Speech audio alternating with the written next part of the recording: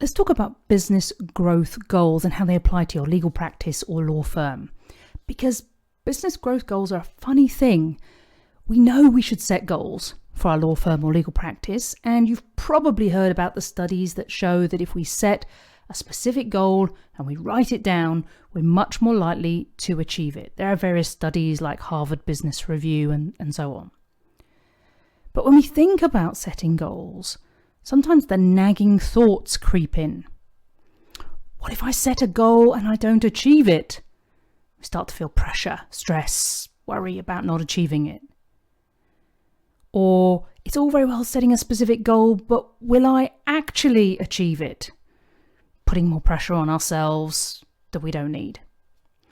Or we think, is it better to just try and generate more clients or increase profits and just see what happens? This is where the F word comes in, and that F word is fear. Fear of failing by not achieving the goal we set is a major reason many of us don't set goals in the first place, not just in our legal practice or law firm, but in our lives generally. I remember at the end of one of my Profitable Practice Secrets workshops for law firms, one of the attendees told me how much they'd appreciated a video I'd shared about why we should embrace failure, not fear it. And that video was about Michael Jordan, one of the greatest basketball players of all time, and how in his words, many failures had enabled him to succeed. You can find it on YouTube, this video. If you search Michael Jordan failure, you'll easily find it. You can watch it for yourself. So if you want to take action and address this issue of fear, the F word, then what we need to do, what you need to do, what I need to do, we all need to do, is let go of your fear, that fear of failure, and aim high. Start by setting yourself a goal that you'd really love to achieve in the next 12 months. Rather than a goal that you think you can easily achieve. And remember, if you aim for the stars, you might just hit the moon, which is not such a failure in my book.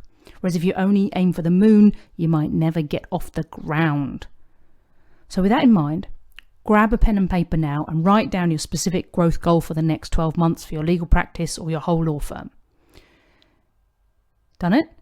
Now cross it out. Cross it out and write down what goal you'd really choose if you really embrace the idea of failure rather than fearing it. So if it didn't matter if you failed, what would you aim for? What would you shoot for? What's your version of shooting for the stars? Now, if you've done that, give yourself a pat on the back. By writing down your real goal, you've just taken the first step toward achieving it. And the next step is to create a specific action plan to make sure your goal becomes a reality. See you next time.